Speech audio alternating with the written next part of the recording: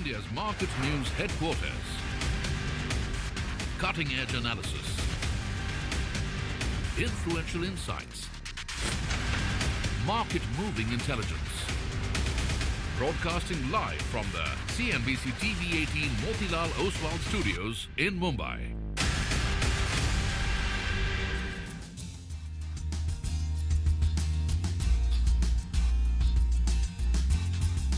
Good morning. You're with us here on a fresh new edition of Bazaar Morning Call. Fresh new week, Monday morning. We're coming to you as always from the CNBC-TV18 Muthoot Oswal studios. It's a gang of three. It's a gang of three boys, actually. I'm Prashant. With me, my colleagues Nigel and Mangalam. Guys, hi, good morning. Good morning. We come back after what? A long weekend. Before that, we had the massive celebration of CNBC-TV18 turning 25. Great insights coming in out there. And guess what? This is a truncated week as well. Albeit a dutiful one, where we do have to go out, vote, but a truncated week. Sounds good. Well, I'm still getting over the summit, right? I mean, the biggest voices that came in there, it was, it was educated to say the least. And post that, the party that we had. I was waiting when you would get to that. I mean, that was something as well. The entire family comes together and, parties. And it's been a while since we did something like that. So all in all, it was a perfect day. Perfect summit and followed up with a perfect party. And feeling a good. Perfect long weekend to recover thereafter as well. So that was pretty cool. Well, and we'll, of course, you'll continue to hear snippets and about the summit. About the summit, and of course, maybe a little bit of the party as well later. But the summit mostly, and some of the voices that you heard, both from corporates and markets, and we'll have them up for you through the course of the day. But here and now, as you sort of tune in this morning, you need to know what the markets are looking like, right? Because it's a trading day, it's a trading week. As Mangalam said, it's a truncated one, but it's the start of a fresh one. Now, we got 2 days of market reaction in the US to react to. That is Thursday and Friday. For us, the last trading day was Thursday. Friday was a market holiday. So this is essentially what the US market has done over the last two sessions. S&P is down 2%. NASDAQ is down 2.8%. The Russell 2000 in the last 2 days is down about 2.8% or so. So this is, basically the backdrop. What's the 10-year yield done over these last 2 days? It's unchanged, absolutely unchanged, 4.44. The dollar index also largely unmoved, about 0.2% higher at about 106.7. That is, a very sharp-paced move that we've been highlighting day on day.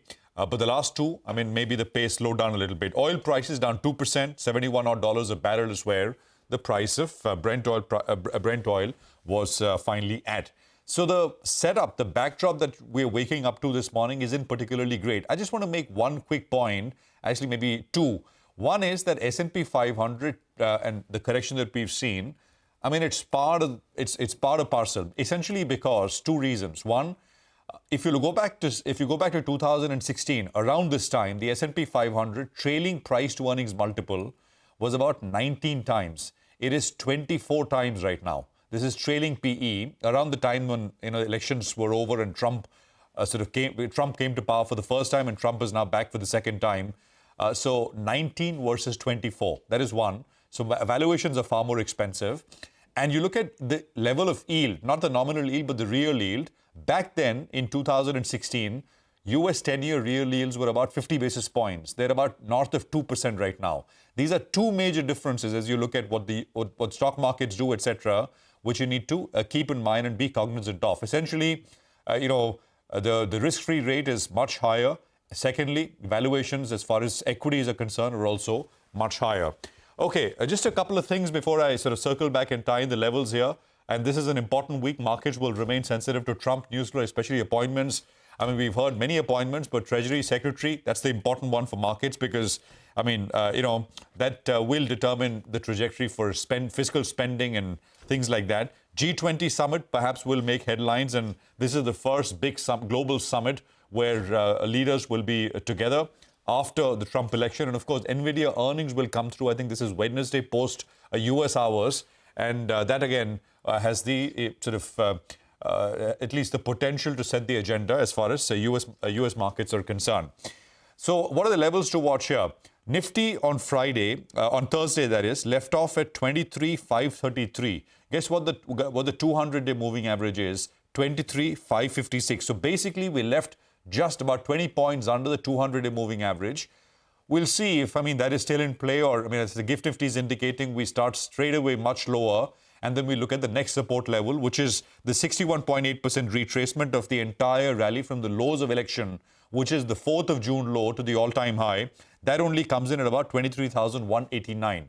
And, many have been sort of pointing to that level. Nifty Bank support comes in at 49,900. The 200-day moving average here is 49,750. Again, not very far away, about 150 points away. So that's the first port of call. And then the 61.8%, same June 4th low to the all-time high. The 61.8% retracement is 49,282. Again, not very far away from where we left off. So that's essentially broadly the setup. Gift Nifty will come up on your screen. I think it's indicating about a 70, 80 point lower start. While the US is down sharply, remember, we're already down about 10%, a little over 10% from the all-time high. So on a day-to-day basis, maybe, that is a bit of a silver lining. So let's see how we start, how we pick up from there. But the backdrop is slightly negative as we wake up to this new week. Magalam. Well, you spoke about the US market. So let's start with the US itself. You earlier had, we pointed out that, our earnings season has been a season to forget. That's not the case for the US as well. So far, we had nearly 93% of the S&P 500 companies in the US reporting their earnings, and 75% of them, nearly 3/4 of them, have beaten EPS expectations. And 2/3 of them have actually given a positive revenue surprise as well. So those are a couple of factors that are working for the US markets. And what we'll watch out for this week in particular in terms of earnings would be the market darling Nvidia reporting their numbers. And then you'll have a sentiment of what consumer behavior in the US is like from the numbers coming in from both Walmart as well as Target.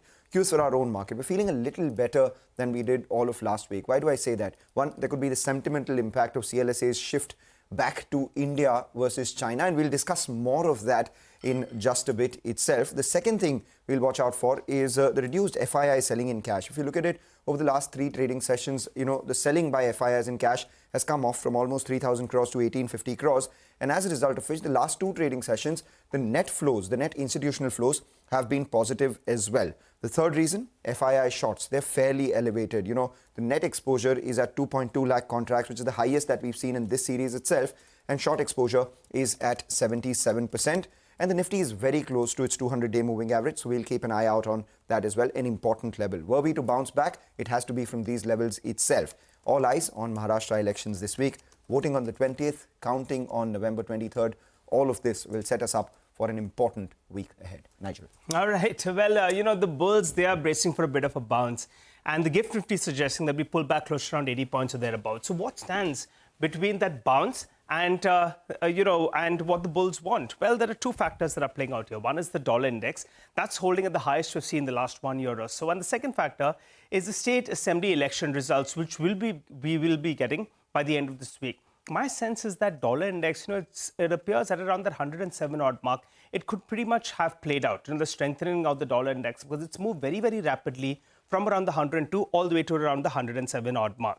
The good news for India, though, is Brent crude prices continue to be well behaved. It continues to remain below that $72 per barrel mark. What about the FI positioning? Well, the FI is, the short positioning that they've added is close to around 16,000 contracts. Longs added close to around 7,100 contracts, which keeps the short positioning at around 77%. And in absolute terms, it's the highest you've seen all the way since June. So the FI is a net short. The problem is the direction they're getting right. And that's why we're not seeing that big short covering bound that play out. Though on the Nifty Bank, there was some signs of some covering in Thursday's trading session, because the Nifty Bank actually recovered from the low point of the day, ended with some marginal gains, and you had the open interest that was down close to around 2.5%. Moving to the options data then, the 23,500 call, 23,500 put, well, that was fairly active. And you put the premium together, it comes to close to around 300 rupees. So you add 300 rupees to the strike and you deduct 300 rupees from the strike, you'll get a broad range. That could be a strategy at place. But at the downside, you're looking at 23,200. On the upside, you're looking at 23,800 or thereabouts. So that could be the broad range you're working with. Though the 200 DMA becomes very, very important on the downside. The Nifty is hovering around those levels. The Nifty Bank, well, that is a few hundred points away from those levels. You don't want these levels to get broken decisively. And my sense is the bulls will put a fight, irrespective of what happens, at around this 23,200 to around 23,500 or thereabouts. In terms of stocks and sectors that I'm looking at, well, 2 of them. One is the aluminium plays. In particular, I'll be looking at Nalco as well as at Vedanta. That's because China has announced withdrawal of the export tax rebate, which was at roughly around 13% or thereabouts. That'll keep LME prices elevated. And that's why that'll be good news, particularly for companies like Nalco, Vedanta, as well as Hindalco in that order. The other stock that I'm looking at is Muthoot Finance. It was expected that they're going to be upping their guidance because it appeared very, very conservative. They've gone ahead and they've increased their guidance from 15 to around 25%. So we'll keep an eye out on this one as well. All right, Nigel, thanks a lot for that. So we'll keep an eye out on all these stocks as well as the levels on the market. And we were talking about the CLSA note. Let's get you that equity call coming in from Alexander Redmond of CLSA, who says that misfortune can happen in threes. So it has played out for the Chinese equities over the past week. He says Trump 2.0 heralds a trade war escalation just as exports become the largest contributor to China's growth. He says that the NPC stimulus amounts to de-risking with little reflationary benefit. And finally, he adds that higher US yields and inflation expectations have some scope for the Fed and thus PBOC to ease. He says they are anxious that these concerns lead to a buyer strike by offshore investors who built China exposure post the initial PBOC stimulus in September. He says they are therefore looking to reverse their tactical allocation in early October, returning to a benchmark on China and a 20% overweight on India. All right. We'll have, by the way, Alexander joining us a little later on the program as well. And we'll sort of ask him to explain some of this. But Rajiv Agarwal is with us. He's managing partner and fund manager at Doordarshi India Fund. Rajiv, good to have you with us here. Thank you for your time. It's largely played out, right? I mean, higher yields, higher dollar, higher equities in the US as well, on the back of the Trump win. What from here, though, and especially what's the road ahead for India? Because benchmark indices have fallen over 10% from all-time highs. Do you think there is more? I think from here, we have started seeing, Prashant, the picks from Trump. And that is what is keeping market quite animated in terms of what that policy is. And I think everything that we are seeing is reflecting the fact that Trump would be following through on the commitments that he did during the campaign trail. The picks are really reflecting his policy guidance that he had given. And some of that policy is going to be a lot of uncertainty. And so I do think that as Trump administration comes into the office, we will start seeing some significant volatility because of the decisions they will make, since many of these office bearers are first time in the administration. So all the way till the 20th of January, which is the inauguration, you think we'll perhaps be in a bit of a state of uncertainty? Yeah, I mean, I think the uncertainty will definitely continue till we start seeing the policy actions, because right now we have the election which played out very clearly. Trump has and Republican Party have got the House, the Senate, and the presidency, which is going to allow them to actually put whatever policies they want to. And we know some of it is beneficial to the stock market in terms of lower taxes, right? So that is great. But in terms of how they have been talking about cutting the government budget deficit, that will be one thing that the street will be watching out very carefully, how they will do that. And therefore, what will be the implication of that on the rest of the policy making. So that's one, which I think will be very, very important. And I think there are some concerns already around the amount of cut they are talking about. All right. Hi, Rajiv. Good morning and good to see you, Ben. Rajiv, everyone likes India as a structural story. The problem is the flows are not coming. What about you? You have mentioned in the past you like select gold financiers, you like some housing finance companies, couple of those banking names as well. J&K Bank, I think so, is the one that you've mentioned. Have you allocated more money or are you sitting on the sidelines? Because it's baffling. India is the top investment idea in town, but the FII flows, they're not coming about. Yeah. No, so Nigel, you are absolutely right. I think the FPIs have pulled out a lot of money in the last month or so. There are a few factors. One is obviously as the Trump trade has gained momentum, we have seen that the US Treasury yield has gone up and the differential between US Treasury and the Indian government bonds have shrunk to some extent the 10-year treasury. In terms of some of the names that we are talking about, I do think that there is more opportunity as the prices come down, because obviously the forward return expectations go up. So we have been allocating money. We are happy allocators. As you know, we have talked about we sitting on some cash, and this is the time to deploy cash as the prices have come down. So what are you deploying this cash in? And is it more of the same, or are there new themes as well which are now coming into your price zone?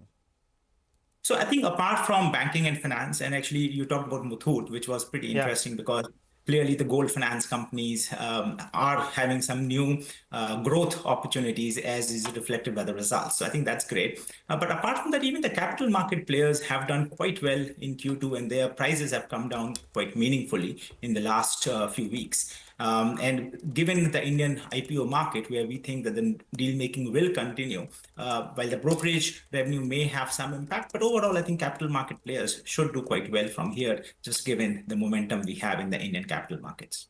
But you like Manappuram, right? And that stock Yes. has underperformed. So you'll have added more of Manappuram? So Manappuram, actually, Nigel, the problem with Manappuram is they're in the regulatory crosshairs. And it's a little bit uncertain. Of course, there is the news about possibly a buyout of some promoter stake from one of the private equity players. We'll see if that plays out. But right now, we are basically in the wait and watch on Manappuram. We are not actively adding in Manappuram because we don't know how long this regulatory headwind will be there for them. But we are definitely adding other banking names. Noted your view, Rajiv. Always a pleasure talking to you. Thanks a lot for joining in this morning and giving us your view in the Indian markets and what do you like, and your broad outlook as well. Wishing you a good rest of the day. Thanks a lot for joining in. Well, time to slip into a quick break. We've got a lot of stock-specific action we're tracking for you. We get to that in just a bit in our special Top 10 segment, but we run you through the list as we go into that break. Hero MotoCorp, Glenmark Pharma, Muthoot Finance, Brain-B Solutions, Crompton, Delivery, Aluminium Makers. All of them will be on our radar on the back of positive news flow, while we have Grasim, Honasa, and City Gas companies that will be reacting to negative news flow. Slip into that short break, come back, we'll get into further detail on all of these names.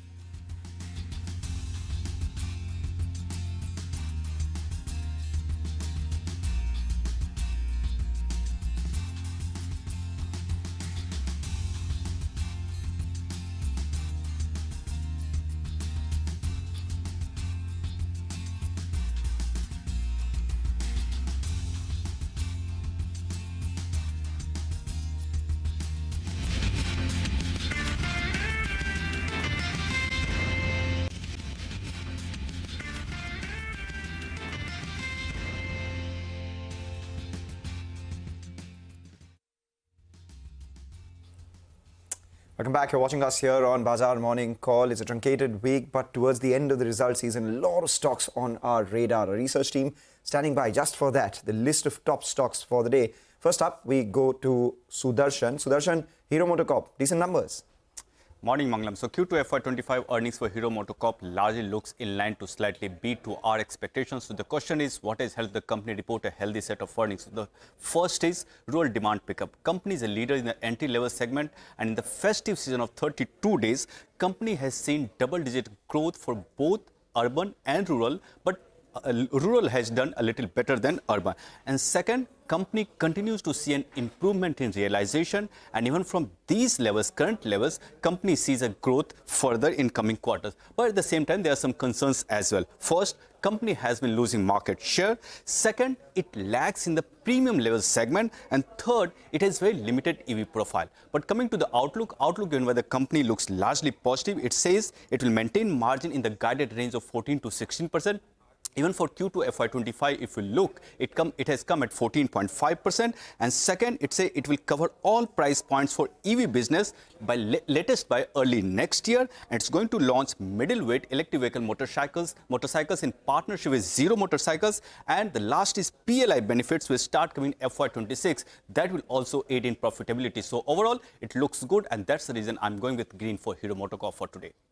All right, thanks a lot for that, Sudarshan. Well, I'm looking at Grasim, and for Grasim, we already have bulk of the consolidated numbers via the ownership that they have in Ultratech Cement. But the businesses that we look out for is the CSF business as well as the chemicals business.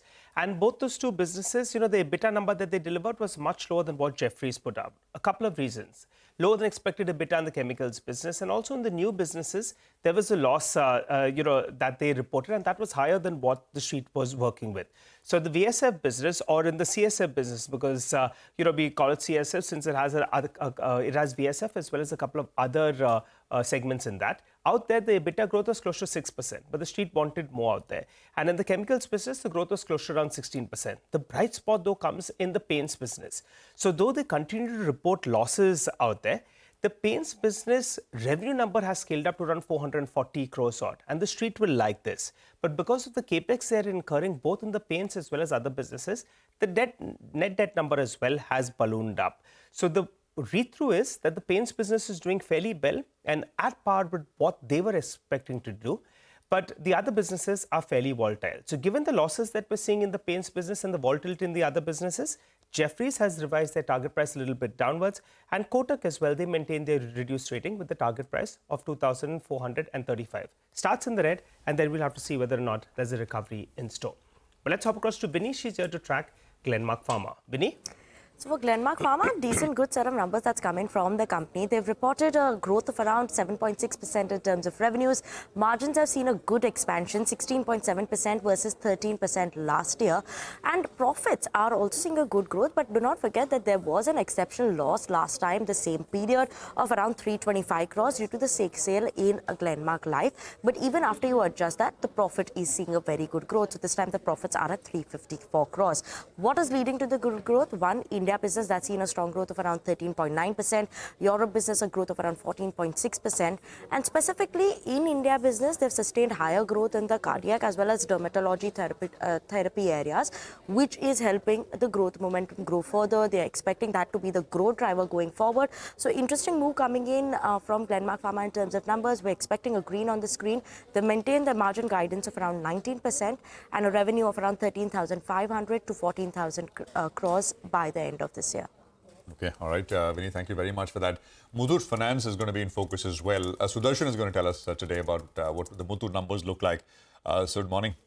Morning, Prashant. So as far as earnings are concerned, earnings were largely in line, but good part is company has raised FY25 loan growth guidance to 25% versus earlier guidance of 15%. Talking about the good part, first, both overall asset under management and gold asset under management have increased almost 30% year-on-year and almost 7% sequentially. NI has also seen a growth of more than 35%, and even NIM, that is net interest margin, has seen a growth both sequentially and year-on-year. But what's the bad part is the asset quality. It has sharply deteriorated. Gross NPA has increased 32 basis points and net NPA has increased 20 basis points sequentially. And also MFI business, like other companies, for Muthoot Finance also MFI business remains a pain. First, profit has come down by 37%, and second, gross NPA has increased to 3.51% versus 2.36% sequentially. So at least to start with, I'm going with green for Muthoot Finance because of the revision in the growth guidance. But people have to factor in that the revision was almost like kind of known, but it might be a little bit more than the people's expectations. Thanks a lot for that, Sudarshan. Mangalam, what about Hunasa? Numbers quite weak? Numbers quite weak. It may well be the stock of the day on the downside. And why do I say that? Because there are three reasons why the numbers are weak. One, there is underlying weakness in the consumer sentiment. Secondly, there is disruption due to the distribution model change of the company. So that distribution losses have been higher than what the company anticipated. And the third one, the mainstay of the company, which is Mamaearth, growth is slower than expectation. So you have a distribution-related challenge, consumer environment-related challenge, and your key product not doing particularly well. What is the result of that? Revenue is down by about 7%. The EBITDA, which was a profit of 40 crores same time last quarter, is now down to a loss of 31 crores. And as a result of which, on the bottom line, you've reported a loss of 18.5 crores versus a profit of 30 crores itself. Three reasons why Mamaearth is not doing too well. There is a wave of consumer preference towards active ingredient-based products. Investment allocation models as per the company haven't evolved for an offline-based brand, and they need to refresh brand mix across product, price and communication. Let's see, for the next few quarters, it seems like all bets may be off from Hunasa. and that's what all the brokerages are saying. Okay, all right, Mangalam, thanks for that. Well, let's hop across to Upasna, who's here to tell us about Crompton. Upasna? Good morning. Well, the companies reported a good set of numbers. The beat was mainly led by companies' healthy ECD growth and butterfly margin expansion. Now, coming to company's ECD segment, it has reported a strong growth of 12.5% on the back of strong appliances and pumps growth. Now, EBITDA margins were also boosted this quarter, mainly because of strong margin expansion in butterfly, as stated earlier. And even ECD segment, the margins remained quite steady across the appliances. Now, coming to the company's numbers, revenue stood at 1,896 crores with an uptick of 6% on a YoY basis. Gross margins also expanded by 170 basis points, likely due to the price hikes for fans. And EBITDA margins stood at 10.7% with an uptick of 90 basis points, while we were working with a pole of 10%, so much above that. PAT stood at 128 crores with an uptick of 27% on a YoY basis. So all in all, good set of numbers reported by Crompton in its Q2 FY25. All right, good set coming in from Crompton. We'll hear from the management shortly on the show as well. The CFO joins in. Let's talk about delivery and First Cry. For delivery, it was a decent quarter. Revenue growth was about 12.8% year on year. The company reported an EBITDA gain versus an EBITDA loss, and that's a positive. The bottom line, of course, was aided by them having changed their depreciation policy last quarter. So that continues 2 quarters in a row. The company is PAT positive. EBITDA profitability is something that, is fairly good. The street will take note of that. The PTL business saw revenue growth of almost 27%, and the express parcel volumes came in at around 2.5%. The other one is Brainbees, or as you call it, First Cry. That may well be the stock on the way up in today's trading session. Why is that? Because the company's turned EBITDA positive versus an EBITDA loss on the back of a 26% revenue growth. Margins are at 3%. Of course, the company's been guiding for margins to improve. The cash net profit has actually increased by about 209% at around 28 crores. And the driver for them has been the acquisition Global Beast, which is up around 55% in terms of revenue, and the EBIT has actually jumped by 156%. So good performance coming in from First Cry. Expect that stock to do extremely well today. Okay, well, we are back to talking, Mangalam, thanks very much for that. We're back to talking about city gas distribution companies, and the news is not getting any better. There is further sort of cut in allocation as far as gas supplies are concerned. Sonal is here to explain what has happened. Sonal, good morning. Good morning, Prashant. Well, it's surprising, right? This was not something which was expected by the street. It's the second month in a row when the government has gone ahead, cut allocation of domestic gas to city gas distribution companies by 20%. And this takes the APM gas availability for city gas distribution companies to around 40 to 45%. This was around 70% last month itself. Now, Jeffrey says that they expect now APM gas allocation in the middle of 2025 to be cut to nil. So there'll be no gas availability from domestic fields now. They've lowered FY26 EPS for Mahanagar Gas by 31%, IGL by 27%, Gujarat Gas by 19%, and they've also downgraded IGL and MGL from their respective ratings that are there currently. So big downgrade coming in there. JP Morgan has downgraded MGL to a neutral. Target price has been cut to 1300.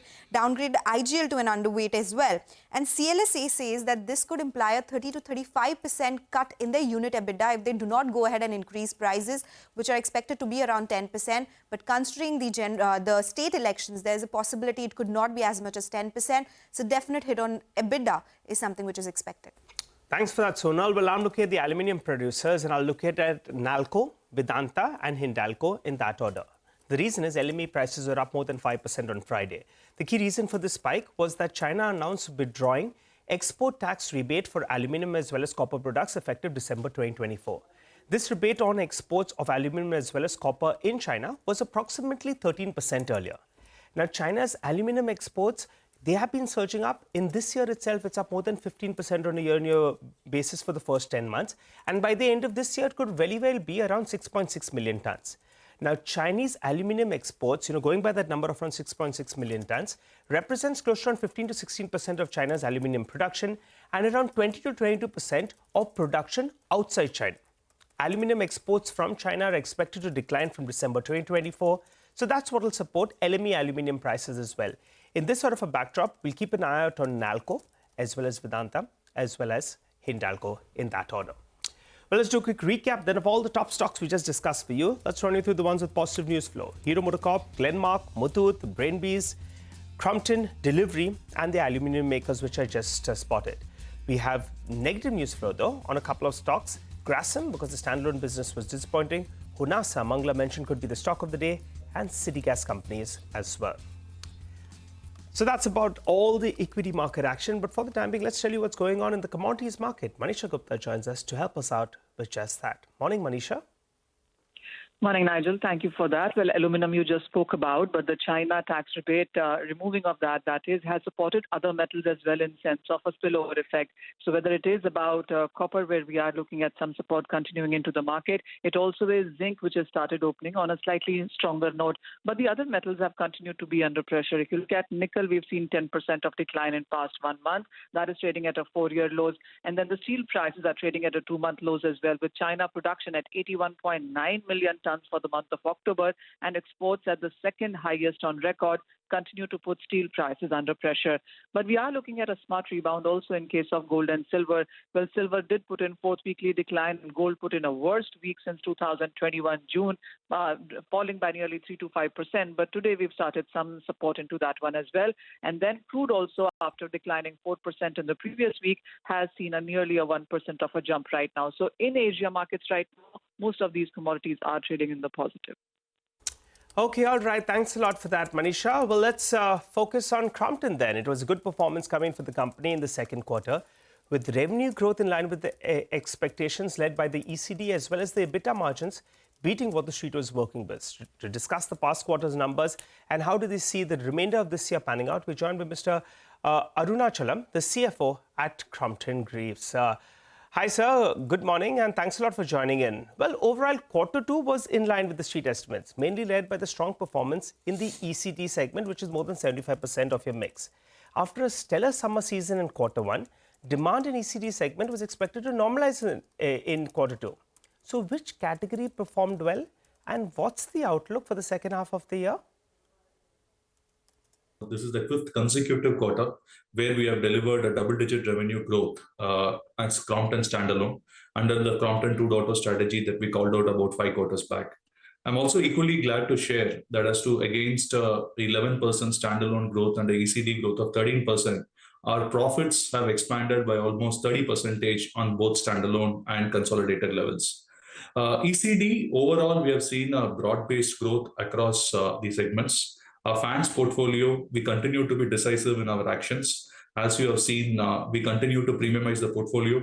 Some of our premium launches that we did in last quarter, whether it be Avancer, Swirl, or for that matter, the other premium launches like Aura that we launched and Santos, had excellent consumer offtake. And we also continue to see momentum in our non-ceiling fan segment. Pumps, bolstered by the solar order, we continue to grow our pumps business very strongly, and we expect the order book to be filled in as we move forward also. Our appliances portfolio, which is comprising of large domestic appliances and small domestic appliances, continue to grow at about 20% plus. So overall, a very strong growth in appliances and pumps, and a good growth in a lean season in fans, aided by price increase and premiumization, is helping us to grow the ECD portfolio at 13% for the quarter. Absolutely got that. Now, growth in the pump segment is largely driven by residential and solar. And Crompton is eyeing double-digit market share in solar pumps. Give us a timeline and current market share in that space. What is the growth potential really here? See, solar, right now it's a tender business. If you look at it, when the PM Kusum scheme was launched, the outlay was at about 36,000 crores. I'm extremely glad to state that as we speak, we are inching towards Crompton filling up executing an order book of almost 100 crores as on date. And we also look at taking further orders for the balance of the year. In the long run, agri pumps will slowly get replaced with solar, considering it's an energy initiative by the government. And in the long run, it will be helpful to the farmers also. Keeping both in mind, our agri portfolio, more than solar, we said, while we are a market leader in residential, we want our agri-business market share also to go up significantly and move towards the residential market share. Step one towards that is getting into a double-digit market share, which we are looking at somewhere late this year, early next year, and continue to expand and make it similar to what we have in residential in the next 3 to 4 years. Right. On Butterfly, you've guided that restructuring is largely over. The revenue growth should be visible in the second half of this year, taken 2 to 3% price hikes as well. What is the roadmap from here on? And what aided such significant margin expansion? How much more is on the cards? See, fundamentally, if you look at Butterfly as a business, and what we talked about earlier is we need to get the unit economics of the business right, which means the cost at which we operate under various channels needs to make commercial viability for us, and it needs to have a price parity. So during the last 2 quarters, some of those corrections have been executed. We have also taken price increases to ensure that our product commands the right pricing from the consumers for the value proposition that we are offering. Coupled with that, we have also optimized a lot of operational costs in Butterfly. What we said is in H1, our endeavor is to ensure that we get our unit economics back, and we targeted for about, say, 6 to 7% EBITDA margin. I'm glad that we could deliver close to 9% in Q2 in Butterfly. As we look at H2 onwards, prima facie objective is now to arrest the decline and then start delivering growth in Butterfly.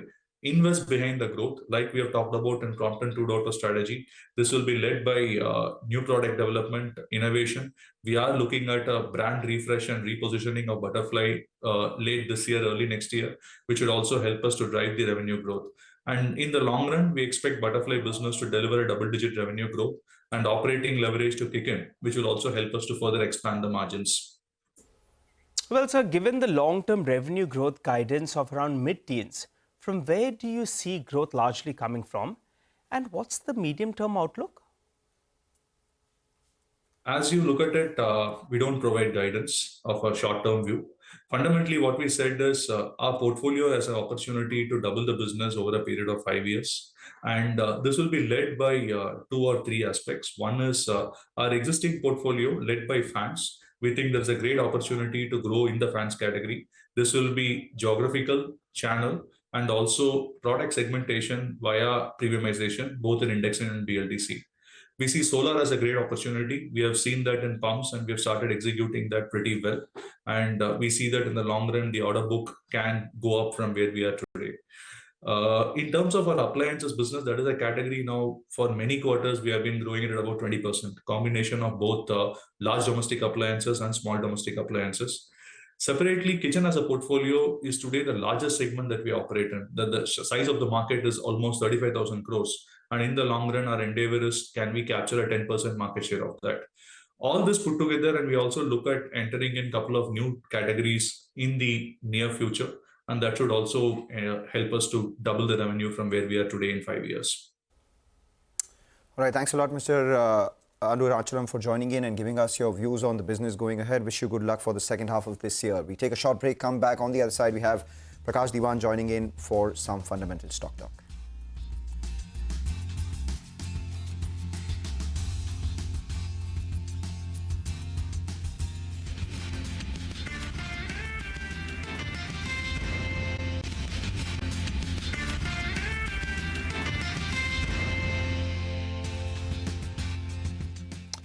Okay, welcome back. 15 minutes to go for the pre-open session. Here is some important and interesting opinion. This is Christopher Wood, global strategist at Jefferies, and we spoke with him last week. This is his thought process on what Trump may mean for US assets. We'll play that soundbite out, and then we'll play out a quick soundbite on what he thinks is the connection between Elon Musk and US bond yields. A very interesting opinion. Listen in. Trump's policies, many of them are inflationary in terms of moving tariffs. If he really announces these big tariff increases, that's inflationary. If he really throws out illegal immigration and cuts down on immigration, that's inflationary.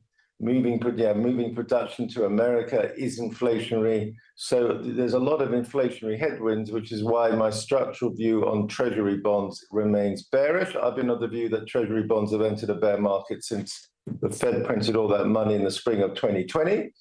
So base case, I'm expecting Treasury bonds at some point to go through 5% on the 10-year and higher, at which point it will start to hit the stock market. If he actually did cut $2 trillion from federal spending from the federal government, that would actually be very Treasury bond bullish. It would be very US dollar bullish, but it would deliver a deflationary shock to the US economy, which in the first instance would be very stock market negative, although the long-term outcome would be very positive. But the question is Elon Musk really going to be allowed to cut $2 trillion from the federal government? That's taking on a lot of vested interests. But if anybody can do it, it's Elon Musk in the Trump administration with the Republican control of Congress. You know, it's a interesting view, and I mean the first time that I heard sort of being expressed, and he sort of finished that point up by saying, and of course you heard him say, if anyone can do it, it's Elon Musk, and if he's not allowed to do it, Chris went on to say that he'll just walk out, and you know we'll see what happens, but that's a big kind of talking point, right, globally. Prakash Diwan is with us with his thoughts on the market here and now. Prakash, good morning, good to have you here. The market here, let's focus on that. Lots of individual sectors, stocks, etc. in focus. Let's start with the city gas companies. You heard Sectoral outline the gas cut allocation once again. And I think there's one more round of downgrades, this time from JP Morgan. What's your view, Prakash? Good morning, Prashant. So, yeah, I think the news flow continues to be a bit unfavorable for all the city gas players. But you know what's likely to happen eventually, and we spoke about this somewhere last year. I'm not too sure in terms of timelines, but there is an anticipation that there is going to be a glut on gas, and if we manage the transportation and logistics correctly, so that to the end user there is an ability to pass on this benefit. You could probably start seeing all of these issues, all of these cuts that have been announced, the APM regime, that could probably start getting mitigated. So at that point in time, it kind of bottoms out. So I don't know when that happens, but Donald Trump has been talking about increasing gas supplies, and he will, because that's part of the overall scheme of things in terms of bringing fuel costs down there. So my sense is that you'll have to wait for the pain to kind of bottom out, and once that trough happens, then you could start looking at an MGL, IGL, depending on what your call is in terms of the growth prospects. But till then, yes, it could probably be sideways, a bit soft. But incrementally, any positive news in terms of supply side, or pricing in terms of softness of pricing could probably be a good opportunity to start buying those. But yes, right now, stay away. Let the dust settle, and then probably look at it sometime later. My sense is that could probably be about 3-4 months. Right. Prakash, good morning. I'd like your thoughts on two-wheelers and what your pecking order there would be, because there was news across all the three major two-wheelers. We had, Eicher Motors' good results among the top Nifty gainers in the previous trading session. Bajaj was also in focus because of the commentary that came in from Rajiv Bajaj at the Global Leadership Summit. And then you have Hero MotoCorp. Good numbers, they maintain their margin guidance as well. All these stocks, in fact, Hero MotoCorp and Bajaj are down about 20-25% from their highs as well. Would you revisit them? Good morning, Mangalam. So, we've been speaking about Hero being in a better position because all the bad news that would be possible was probably penciled in somewhere around in the first quarter numbers itself. There was this, whole element of adventurism that Hero had also got into in terms of wanting to launch premium bikes, compete with Bajaj, compete with Eicher. But they've gone back to their core focus, and that's entry-level bikes, affordable entry-level bikes. And I think that's in anticipation of any sort of a rural pickup in demand, because that's where they score. One very interesting thing is that the inventory at the dealerships is actually at one of the lowest levels in recent years.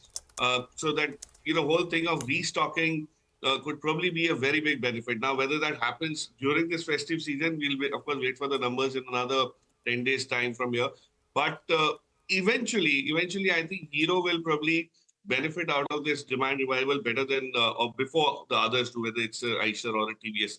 But that is something which we'll have to wait till almost like December. But I think at these levels, it's bottomed out again, very similar to a lot of the OEMs where growth hasn't happened, whether you look at in CVs, some of them in PVs as well. So auto is going to be something, and I track this sector closely. That's why I can tell you, it's not going to be an outperformer going ahead. So for this 1 year, it'll probably be consolidation, a lot of reorientation in the business models, distribution patterns, and the new launches that they're talking about is something which they need to time very well. So I hope all that happens in time. But at this point in time, yeah, Hero could probably benefit a bit relatively better than Eicher and Bajaj. But I would recommend a buy in any of the two-wheeler stocks for the time. Okay, all right. Prakash, request you to stay with us. For the time being, we slip into a short break. You come back, we'll go full tilt on the technicals. Mitesh and Sudarshan are waiting for us.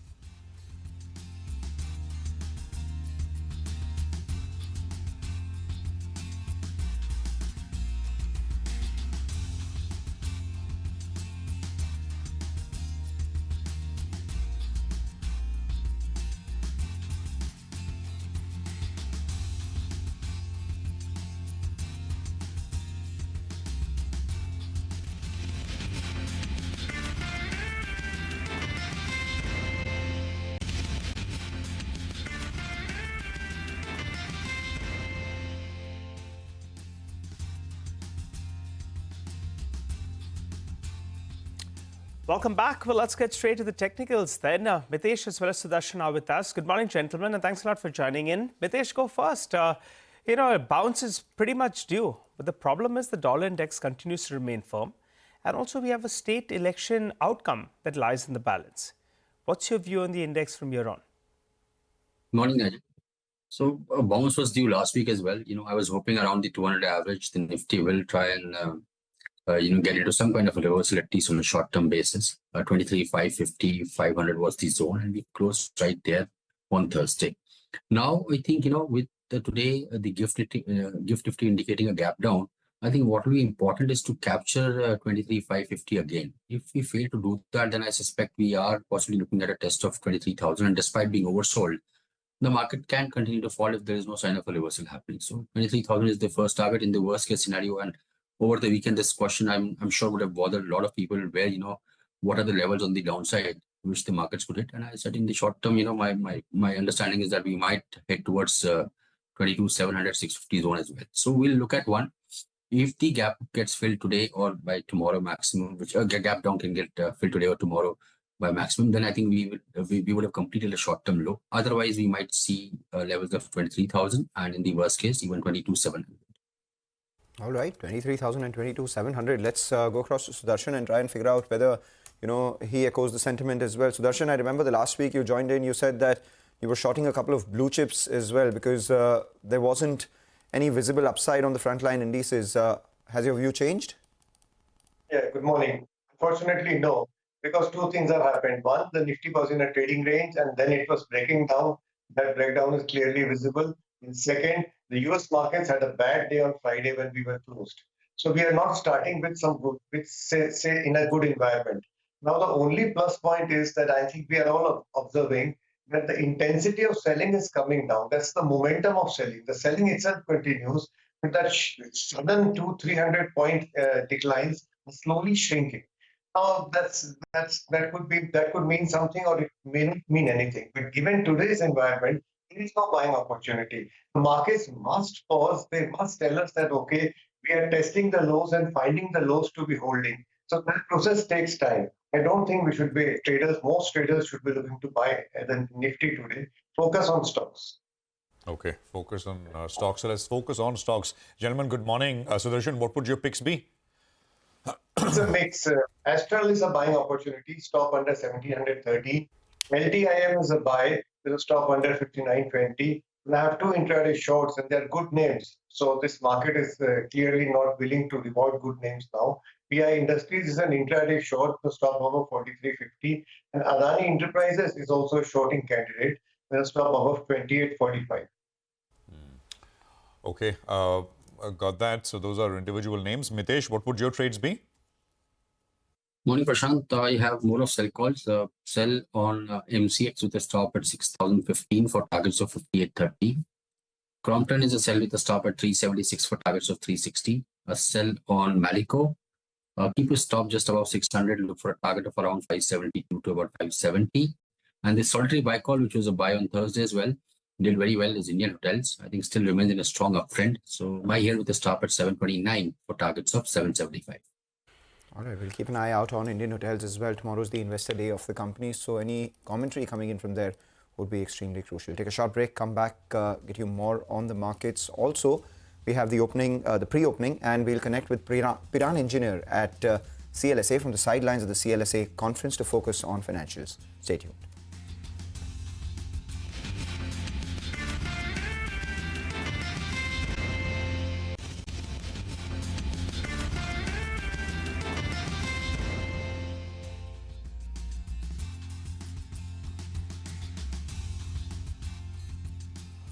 Okay, welcome back. This is Open Exchange. We're live from the CNBC-TV18 Muthoot studios.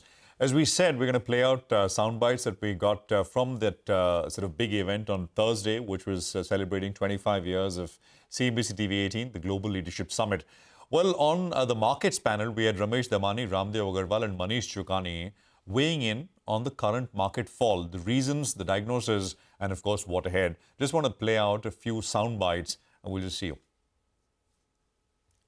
India is lucky that we have a strong domestic economy and inward-facing economy anyway, so we'll be fine in the scheme of things to come.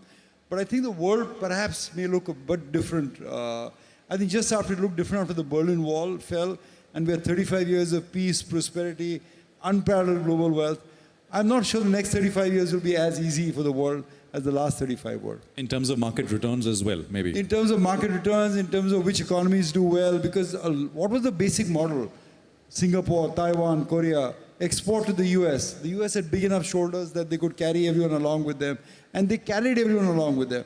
But now you have a US president that doesn't want to do the basic magic that worked for the last 35 years. So I would watch Washington very closely. There's a clear challenge in the earnings not coming through. And so when does it work? Like Dr. Narayana was saying, the demand. At the end of the speech, he said, demand has to be looked into and it should be discussed. So I think what all macro managers they will do as we go forward, it will come, right policy decisions will be taken at right time. So we have to have a little more patience. Maybe the earnings growth may take another 6 months. Next year could be roaring one. So, but it will come, that much I know. If the economy grows at 7.5%, we'll get our 12, 13, 14% earnings growth. That should come through. But right now, this is the time to have patience and wait for the markets because the foreigners are losing patience. They are selling out. Little they are realizing that they can get out, but they cannot get in. That we'd had this bubble in mid and small caps particularly, and it's good that the market actually is cooled off and goes a bit sideways and allows earnings to catch up. And like they rightly said, eventually, you know, with the man and the dog example, you follow the man, not the dog. And the dog was going all over the place. But the man really here is the earnings. And earnings is what will determine where we go. And I've always said, you make money bottom up. So all the macro may do whatever. Like, for example, Uday's here, his bank wasn't even born in 1999. And see the kind of wealth creation. You could have made all the macro stories about Kargil war and sanctions on India and banking sector in trouble and so on. And you see the wealth creation. And I think this era of where the youngsters are now building what I call the next phase of India, which will be technology should be ours, the product should be ours, the brand should be ours. Historically, we've been processors. And the new India which is getting built is taking over all of these. And that's really the next leg of wealth creation. So irrespective, I think, of what the macro does, we will find enough opportunities to make money. All right, irrespective of the macros, there will be enough opportunities in the micros to make money over the next 35 years, even as the market has to, settle itself with a lot of new challenges coming by in the very near future itself. Let's talk about the financials then. CLSA believes that the narrative is changing for the large banks and the focus shifts from asset quality from deposits, LDR and net interest margins itself. So to discuss the financial space in particular, a space that a lot of the investors like from the near to 1 year term for the markets as offering a space of value and perhaps some sort of support as well. Piran Engineer, who's the senior analyst at CLSA, joins in from the 27th CLSA India Forum. Thanks a lot, Piran, for joining in. Everyone's liking the financial space as it stands right now. However, the risk is that on the MFI space. So what are your thoughts? What are your top bets? And what could be the downside risk when it comes to asset quality? See, I think in the MFI space, so the real issue has been of over-leveraging of borrowers. The average indebtedness per borrower is up something like 50%, 45 to 50% over the last 4 years. And this is assuming a large influx of low-income borrowers over the last 4 years. So the borrowers that were there pre-COVID would have indebtedness which would be 60, 70, 80% higher today. Now, with the new risk guardrails put in place a couple of months back, you're seeing that if you're borrowing from Peter to pay Paul, that stopped. That will take some time to normalize. I would say when we've looked at past crises such as demonetization or COVID, demonetization took about 2-3 quarters to hit the peak and another 2-3 quarters or 4 quarters to fully normalize. In COVID, asset quality was a problem for 2 years. Now, the difference between those two crises and this is that in this crisis, there's no hit to the economy. There's no loss of income. So that's the good thing. But the bad thing is that, as I said, over-indebtedness or indebtedness has gone up much more than average income. If I had to venture a guess, I would say you see the peak in maybe 4Q of this year and then it starts to moderate. However, what would be the steady state credit cost? Would it be 2.5%? Unlikely. I think we've also seen a lot of center meeting discipline go away after COVID, and that really, the JLG format is what kept the credit costs low earlier. With this, what also comes is a higher cost of operations, right? Because you've got higher collections costs to do. And then lastly, on the other hand, you've had the regulator who's kept a sharp eye on what margins you're earning, what yield you're charging to the borrowers. I think when you put all of this together, the near term does look a bit bleak for microfinance. Piran, hi, good morning. You're saying it's unlikely to be 2.5, so it gets up to what level, in your opinion? This is industry-wide banking system NPAs, right? Oh, no. I was referring to credit costs in microfinance. I'm sorry. Okay. Microfinance typically, if you look at this quarter, most of the MFIs have reported at least a 5% credit cost, and it's gone as high as north of 20%. So I was just saying that in the steady state, the credit cost you would see for some of the better quality players used to be about 2.5%. I don't think we'll get back to those levels.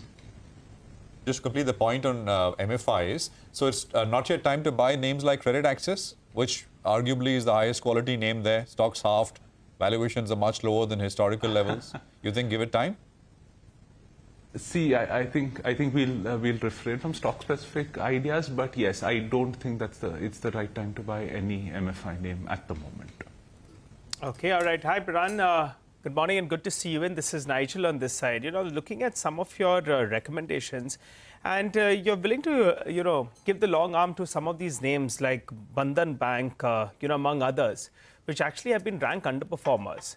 Could you tell us, some of these names you believe which have actually been underperformers, they could perform from here on? Well, I think, there is, if you look at this cycle versus, say, the prior cycles, a couple of names that have stood out better in microfinance are Bandhan and IndusInd. If you look at Bandhan, now let me take some numbers. Their slippages in microfinance used to be about 1,000 crores a quarter, 3 or 4 quarters ago. It dipped to about 500, and from 500, it's at 700. Slippages are up 30-40%. Similarly, for IndusInd, slippages are up 20-30% in this worst quarter. Whereas if you look at some of the other NBFC MFIs or even some of the smaller banks that do this business, the slippages in MFI are up 2-3x, 100 to 200%. So I think from that point of view, it's been better. Now, one could argue why has this happened. I think there could be 2-3 reasons. One is that Bandhan is one of the few banks that still follows a weekly center meeting model. The second is if you look after COVID, which is FY22 onwards, they've barely grown their balance sheet in MFI, right? Their growth is like 3-4%. All the other players were growing at 25-30%. So not by design, but just by chance, they've avoided, the bad borrowers in this cycle. Thirdly, they've been reducing, or as a consequence of that, the share of microfinance has been reducing. So I think when I look at all of this and, when I look at where valuations are, risk reward looks favorable in this case. If you had to bet on just one financial stock over the next 12 months, Piran, what would you suggest that would be? I would say Bajaj Finance. I think this is one of the names that has been, well, once upon a time a darling of the street. I think heavily misunderstood now. The stock's gone nowhere for the last 3 years. In the last 3 to 4 quarters, there have been some, you can say, headwinds. Margins are down 60, 70 bips. Credit costs are up 30, 40 bips. They've seen some, they had seen some loss of fee income. I think slowly and steadily the headwinds are easing. You've seen fee income, which was lost due to the RBI ban, come back up. The margin reduction trajectory is slowing down. Last quarter margins were down only 5-6 bips, and I think year on it remains largely stable. Credit costs could see another, you could see another quarter or so of elevated credit costs, post which things start to recover. I think when we put all that together, we're talking about a large cap franchise, good corporate group, good governance, giving you 25% plus, you know, PAT, loan growth and PAT growth, and available at 19-20 times earnings. If I were to think about India, which other $50 billion plus market cap stocks are likely to give you 25% PAT CAGR? I can't think of any across sectors, right? And when I put all this together and look at where valuations are, I think that makes it a good bet. Now, does it work in 3 months, 6 months, 12 months? I don't know, but I think this is one stock that should be in everyone's portfolio. All right, Gatha, thanks a lot for joining and wishing you a good conference. And we've taken note of that. Bajaj Finance, you know, yesteryear darling, and could come back into play in the next 1 year or so. Well, let's focus on a couple of stocks then as we get into market opening. Sonal joins us to help us out with city gas distribution companies which are under big pressure. Sonal. Well, yes, it's a negative news that's coming in because the government has gone ahead and cut the APM gas allocation or domestic gas allocation to these companies by another 20%. This is the second cut that we are seeing for the second month in a row as well. So now the total domestic gas availability to city gas distribution companies is around 40 to 45%. Remember, it was 65 to 70% just a month ago. And if you see it over years, it has been gradually declining. Back in FY21, it was 154%, then it reduced to 100%. FY24 was 83%, and now it's half of that at 40 to 45%. Now, what would this mean? This is mean that their sourcing will change. There'll be a lot of HPHT, spot LNG, and also gas from new fields that these companies will have to take up, which will be costlier than what they are paying right now. Currently, it's $6.50 per MMBTU is what they pay for domestic gas or APM gas. This would increase the cost of raw materials for all these companies going ahead, and 50% of the sourcing will be done at market price, which keeps on fluctuating and is right now higher than APM gas pricing. So what would this mean is that they'll have to take a price hike. Calculations suggest price hikes would be as much as 10%. And that's a steep hike. But analysts believe that because of state elections like Maharashtra, Delhi, these companies will not be able to go ahead and take these required price hikes. That would mean there will be an impact on EBITDA. On the back of this, there are a slew of downgrades which have come by. For instance, Jeffrey says that they are baking in that from next year, there'll be no APM gas allocation. Entirely, it'll be market-driven. That would mean a big EBITDA cut. They've lowered the FY26 EPS estimates across all these stocks, 3 of them. And they've also downgraded Mahanagar Gas and IGL as well. And the other downgrades will come up for you on the screen. Right. Sonal, thank you very much for that. Right on time. We've got the market open coming up in just a couple of seconds. We're down 70 on the Nifty, 280 on the sensex. So it's a start in the green and now to hold on to those gains. So there you go. Straight off the bat, 23,540. The Nifty Bank at 5220. The Sensex at 77,650. Mid-cap index starting about 0.5% higher as well. Almost immediately, there is a bit of a sell-off which is ensued. But this is very early. We'll see if there is some general lift after all the selling which has happened lately, which has come through. So blinking red and green, 20 higher, 22. So started 60, 70 higher, went into the red and back up about 30, 35 points. So 23,564 is where the Nifty is now starting at. Advanced decline is positive, although it's still very early. The Nifty heat map has come into view, and I think you've got about 18, 20 names in the red. Some are still starting up, but I think there is more up than down, at least in the first minute of the open. So 55 points higher on the Nifty. Well, a few stocks that are in focus. Muthoot Finance have gone ahead and they've upped their goal guidance to 25%, growth guidance to 25% from 15%. That was one of the stocks of the day that we mentioned earlier today in our morning chat. And the other one is the aluminium players. Nalco is firing away, Vedanta is firing away, as well as Hindalco is higher in today's trading session. That's because their export rebate tax that earlier the Chinese producers were eligible for, that'll be done away with from December 1st, 2024. And on the back of that, all these stocks are firing away in today's trading session. On the flip side, IGL, Gujarat Gas, both of them slammed back. IGL is down close to around 10%. Manappuram on the flip side, well, that's down close to around 2%. But Mangalam told us earlier today, the stock to watch on the downside is Honasa. And that one, that's closed, 20% down. Mangalam, take it away. Locked in lower circuit, three-pronged problems for Honasa, distribution-related issues, the core brand not doing too well. At the same time, the consumer sentiment on the whole is fairly weak. So for the next few quarters, maybe people would put their call on Honasa at bay, and as a result of which there is a bit of a seller's, buyer strike on Honasa or a seller's circuit. On the way up, however, we are seeing decent traction on, names like Brainbees, which had reported a good set of performance as well. So Brainbees opened well. Then you have, a bunch of these stocks doing fairly well. Crompton Consumer. Upasana did tell us that the results were good. We spoke to the management as well. They're speaking about a better outlook for the second half. Is among the top F&O gainers with a gain of almost 5.5%. On the back of Crompton and good performance coming in from some of their acquisitions, Butterfly for that matter, that stock too is holding with gains of about 2%.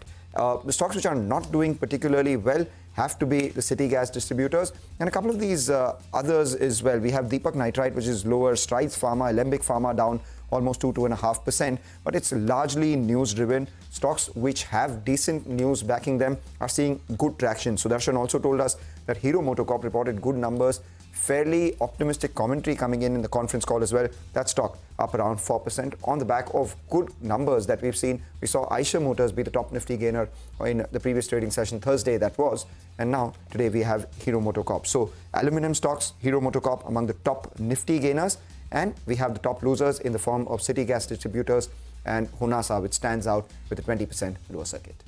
Absolutely, and the market's it's unchanged. I mean, nothing on it.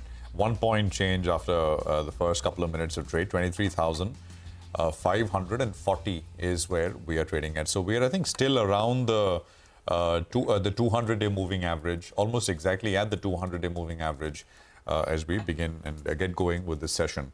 Suzlon is up 5%. I mean, Suzlon, just a complete brutal sell-off, right? I mean, the low on Wednesday was about 53. It's come back to almost 60 rupees now. So keep an eye out on that one. We mentioned Hero. Hero had sold off to about 44.60. It's come back to about 47.90 or so. So some of these names have, been sold and how. Maybe look at HAL as well. HAL is starting about 3.5% higher. The recent low was about 3,900, back close to about 4,300 now. Nigel, of course, has been highlighting Nalco.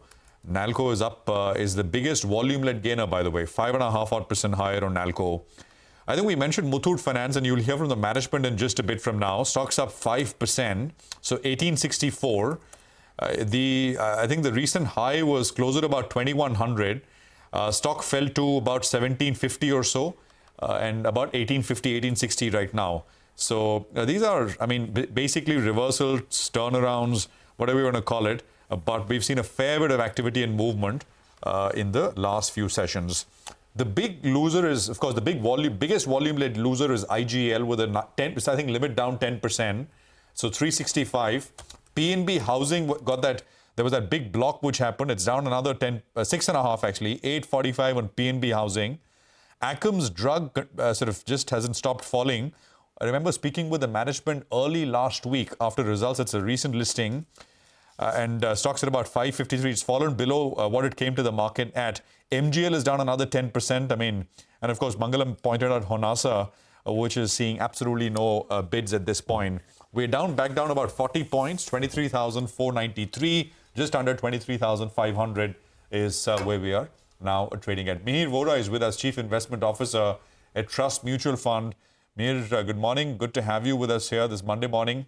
It's been, tough since that top in September those highs in September. Frontline indices down over 10%. How have you been navigating this, and what is the advice for those who are watching me here?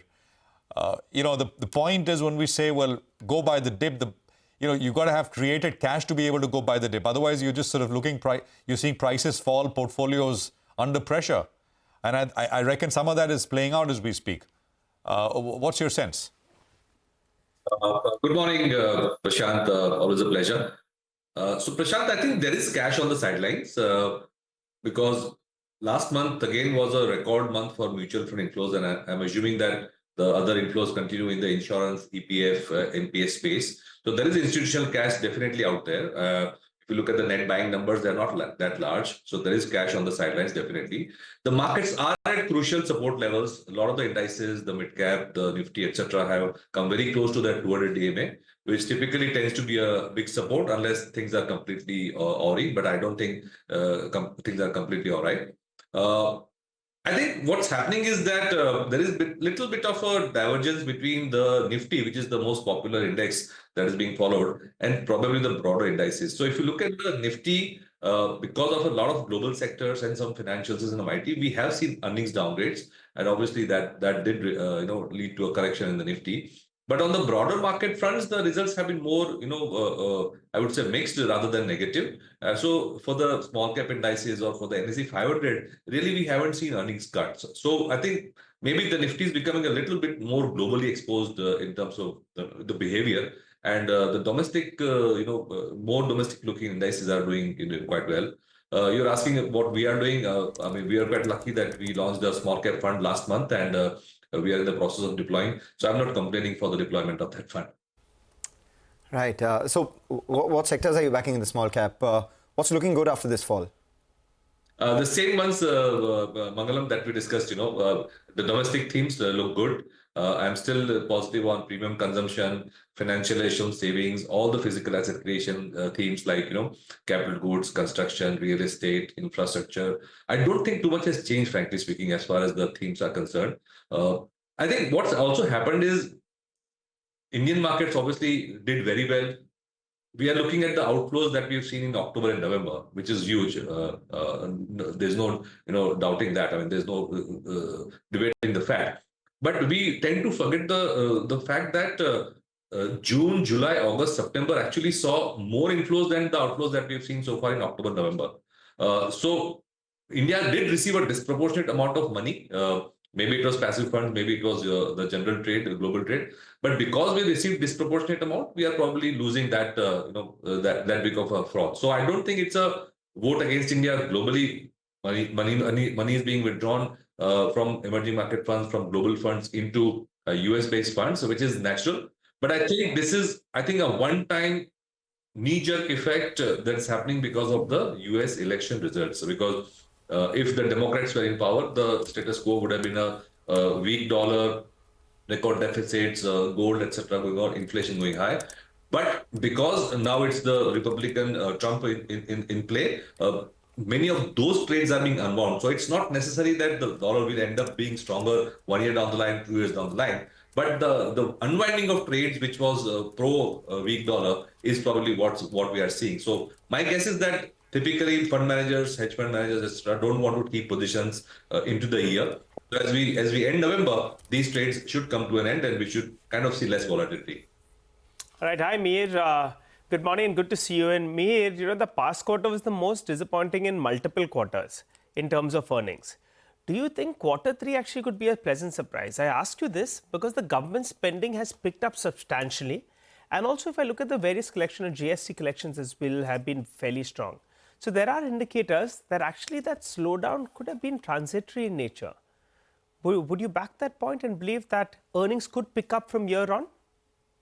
Certainly, you hit the nail on the head. Government spending was very weak, and that can be attributed to the election year impact. In fact, I just saw a report from ICICI Securities. It does compare how spending slowed down in 2020, and then in the first half, and then in the second half, it picked up sharply. And the argument being made is that it typically happens in an election year. So there is a very good chance that you might see very accelerated government spending in the second half. The other potential positive is that before Diwali and during Diwali, we were seeing a lot of negative commentary on secondary sales or other primary sales for a lot of consumer durables, etc. But that negative commentary seems to be receding, and people are incrementally beginning to talk about the fact maybe it's not so bad. Things have been okay in terms of primary sales. So fingers crossed with government spending and the primary sales coming up. I think we should actually have a good second half. Yes. It'll be very interesting to see whether that gets reflected in the markets or not, because right now every bit of flatness is being sold into. We're at the low point of trade for the Nifty, has broken below that 23,500 mark as well, and this decline has been led by the IT stocks. So if you pull up the IT index, you'll have the IT index at the low point of trade, in fact down by almost 2%, led lower by some of the biggest movers. We have Infosys, Wipro, TCS, all the heavyweights currently at the low point of trade. And it's not just the IT index. We have, the Nifty Bank too, which is just below the flat line right now, has given up some of its opening up moves, if one were to call that a flattish sort of move that we saw. And all of that is reflected in the advanced decline too. When we started trade, we had more stocks advancing than the number of stocks which were declining. That lines have now flipped. We have around 1,500 stocks in the red. Early, moments in the day so far, but 1,500 stocks in the red for just about 800 in the green itself. And market seems to be, seeing sell-off at every sort of up move that we're seeing, or even a flattish sort of opportunity. No, I mean, and I think we are slightly just below that 200-day moving average as well. Although this is still the first 15 minutes, inside of the first 15 minutes of trade that we're seeing. By the way, Mangalam was talking about Honasa. Honasa has now fallen below its IPO price. So that's a sort of been a Q2, of course, has been a disaster. But the stock, of course, also taking it really on the chin. More than the Q2 being a disaster, the problem is that there is no visibility for the next couple of quarters. And when the consumer sector anyway was weak, more on the street were betting on Honasa's outperformance when it came to growth. Because time and again, the management has been talking about, growing at least 2x the pace of the industry. And that's why, despite lower margins, the street gave it that long arm, believing that there is growth out here. But now two key problems. One, distribution related problem. That wouldn't be as much a problem had growth come by in its mother brand. The fact that the mother brand is not doing too well, which is Mama Earth itself, and that itself would take a couple of quarters to come back, or the management would rework their strategies around that, along with a few quarters of distribution led efficiencies to come by as well. So for the next 2 to 3 quarters, the game for Honasa is pushed back, and if and when growth comes by is when the street would start taking a relook at Honasa, because up until now, everyone was betting on growth. Growth has been put into abeyance for the next couple of quarters. Absolutely. And, we'll sort of talk more about this with Mangalam as we go along. Well, I think we can wrap up our... Okay, I think Mihir is still with us. Mihir, we have the Muthoot management joining us in just 2 minutes. I saw an upgrade, from Morgan Stanley this morning. Stocks up, doing well, 4-5%. They've upped their sort of gold loan growth guidance as well. And of course, at the margin, I think it is helped by the fact that some of the, the regulator has come down hard on some of the other areas, unsecured lending and so on and so forth, fintech, etc. I mean, all those things have gone down. Just any thoughts and anything you'd like us to ask the management? No, not really. Nothing stock specific, frankly. But I think typically what does happen is that when you have a little bit of a crackdown on the unsecured part, the secured part tends to benefit. So I guess a lot of these secured lenders are in for some bump up because of that. Right, Mir, we'll leave it there. Thank you very much for joining us. It's a pleasure having you here on the program, and thanks indeed. So that is Mihir Vora, Trust Mutual Fund, with his perspective. The market's down about, 55 odd points or so, 23,481. Nigel. Well, let's focus on Muthoot Finance. That's the management on our radar. It reported an inline set of numbers. Net interest margins came in healthy. Asset quality deteriorated a little bit. The positive was they went ahead and they upped their gold growth guidance. We have with us Mr. George Alexander Muthoot, the Managing Director of Muthoot Finance, with us on the show. Hi, sir. Good morning, and thanks a lot for joining in here on CNBC-TV18. Well, what was pleasant to hear was the gold growth guidance of around 25%. You have upped it. You had hinted, but you said wait for the quarterly results and then we'll get a confirmation. We have got that. Could you tell us this gold growth guidance of 25% factors in gold rate at what rate in comparison to what the current prices are? And also, if you could help us out with the growth rates we should look at on the AUM front in smaller segments like Belstar as well as on the home finance vertical. So a lot of questions. I'll tackle one by one. Okay, first of all, the good news is that we have crossed the AUM of 1 lakh crore, which is a big target number for us. And we are at the company, we are all very proud and excited about it. So we have reached the 6-digit number. Having said that, your question is about what is driving the growth, etc.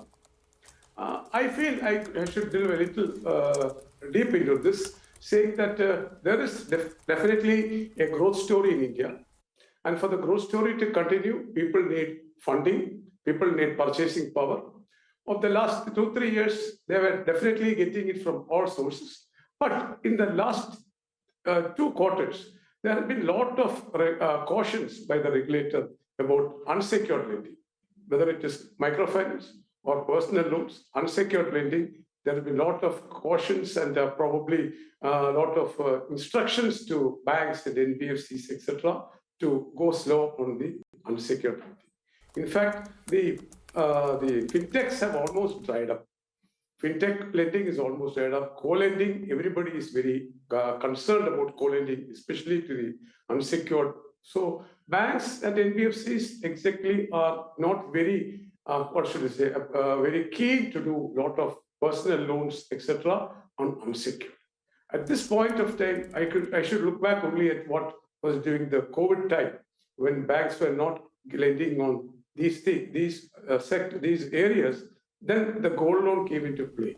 The gold loan came as a savior. So I see the same thing now. In the last 2-3 months, we have seen quite a lot of gold loan pickup.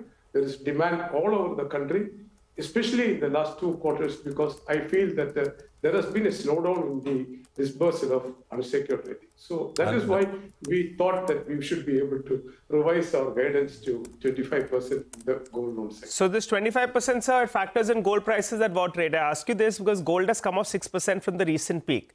So what are you factoring in terms of pricing? And also, as I asked earlier, what is the AUM growth of the home loan as well as Belstar, which is the MFI vertical? So the gold loan, the price factor, we don't do the price factor, sir. This is only the demand, which I told you, the demand which is coming from the sectors, from the rural areas, from all over the country. That is what is spurring the demand. Gold price definitely helps because it strengthens our portfolio and also maybe put little more money in the hands of people. Now, about the unsecured lending, etc., microfinance in particular, they had a terrific run in the last year, but in Q1 and Q2, they have definitely plateaued. And last quarter, there was a plateau rather, there was no growth in the microfinance.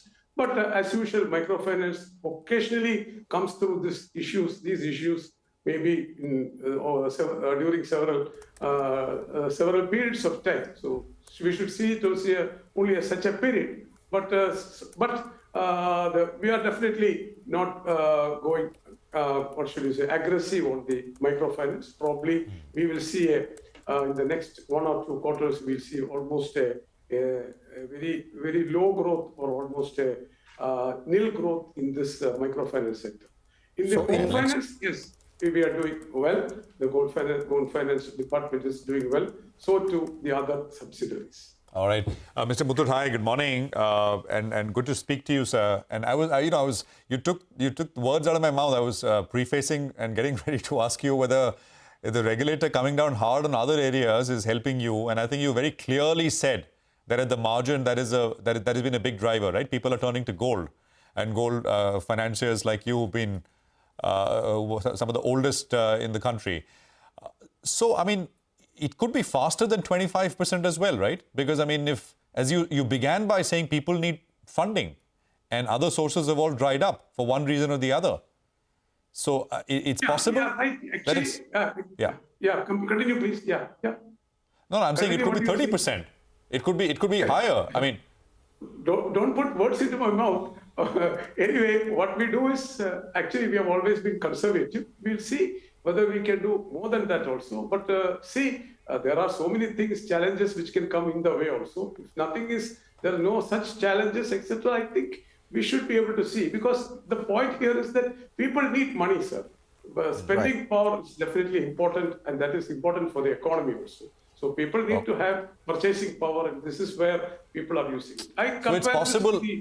I'm not putting words in your mouth, but you're saying if everything goes well, it's possible that you're able to do. No, I wouldn't want to say anything. Okay, you don't want to say it. I'm saying it. You're not saying it. But the other point of sort of there was a NBFC, another NBFC where the restrictions were imposed, restrictions were taken away. At the margin, I mean, have they come back into the market with the same competitive intensity?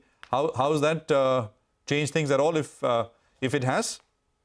So I don't think we need to comment on each individual customers. There is a lot of flavor for the gold loan market, whether it is banks or NBFCs. New players come, some players take maybe shortcuts, etc. So they pay the price for such shortcuts. So anyway, people come and go. We have 5,000 plus branches all over the country, sir. So I think competition will be there, and probably the market also is deepening.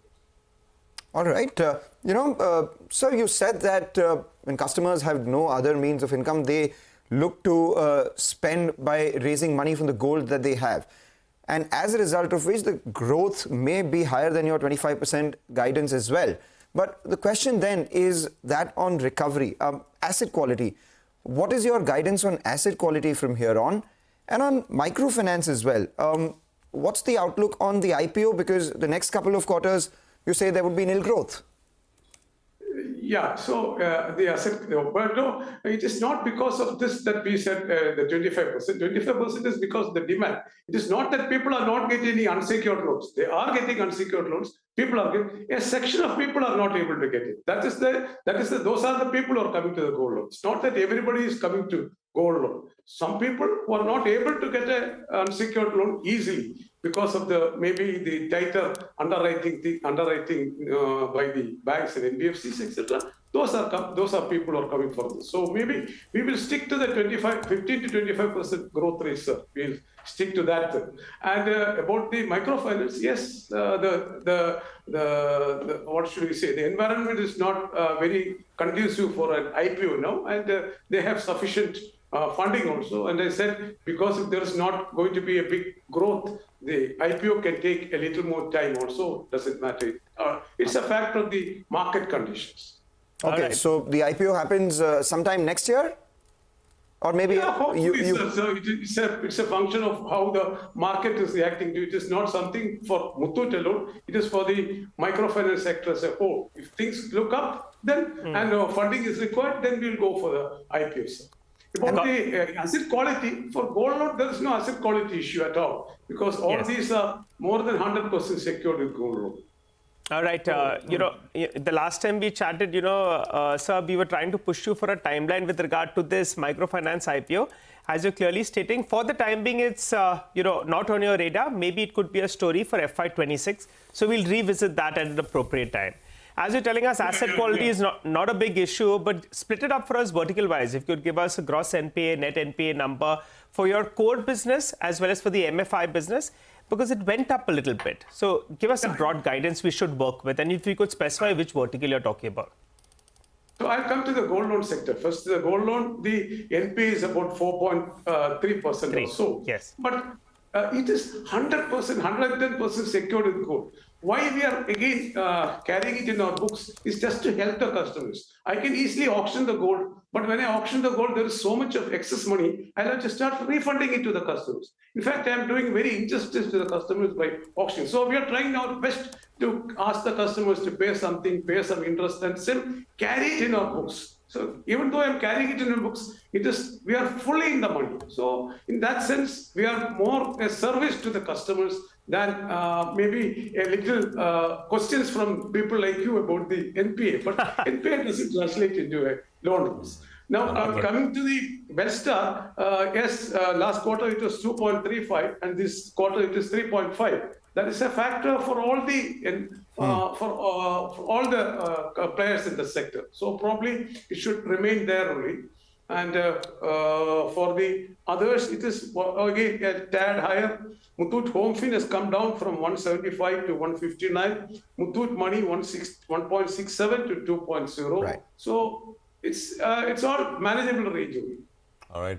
Mr. Muthoot, just one last question, and please call us Prashant, Mangalam, and Nigel. I notice you're calling us. We had an analyst from CLSA earlier who was telling us that on the MFI side, things will, the worst will be behind by the fourth quarter, Jan to March of 2025. Would you agree with that assessment, or you think there is more pain left? This is not particularly with your MFI business, but overall, your sense. Yeah, but I think I'm not deeply involved with the microfinance, but I think I should tend to agree with them because these things come and go, sir. My microfinance dips and ups and downs, etc., come in this maybe every 5-6 years. So it comes. There is a dip, then the things look up again. And one thing, that's a sector which cannot be ignored because again, it is putting money, purchasing power in the hands of the very lower section of people. And it is a necessary evil, like you should say, necessary evil. All right, Mr. Muthoot, we'll leave it there, sir. It's always a pleasure speaking with you. Thank you very much for joining us. Thank you for the big group there, big company, all the top guns. And we would have loved and if you were there, it would have glittered like gold. We missed you there, sir. But buy some gold and keep with you. It is good. Sorry, what is that? He's saying buy some gold. Some of your savings in gold. We will. And by the way, we'll look forward to having you here in December. We have our annual Business Leadership Awards. So hope we can chat then at that event. Thank you very much. Thank you for joining us. Thank you. Well, we'll slip into a quick commercial break here. Just a quick programming note as we take that break. By the way, the market, look at the Nifty, it's collapsed. 150 points now, 23,382. We're at the day's lowest point. For the first 15-20 minutes, we were looking at between 30-40 point kind of move down and up. But this is a clear one-way move now. We'll sort of address some of the individual names which are dragging things. But have to take a break because we've got more companies joining us on the other side. But leaving you with this programming note, the 11th SBI Banking and Economics Conclave will get underway this afternoon. Catch Finance Minister Nirmala Sitharaman addressing the gathering at 2:45 p.m. There'll be other guests of honor, including Finance Secretary, the Revenue Secretary, Chief Economic Advisor. We'll have the IRDAI Chairperson, ex-SEBI Chairman, and many more faces sort of at the event, and you'll hear from them. You'll catch that event only on CNBC-TV18. Take that break. We're back. See you on the other side.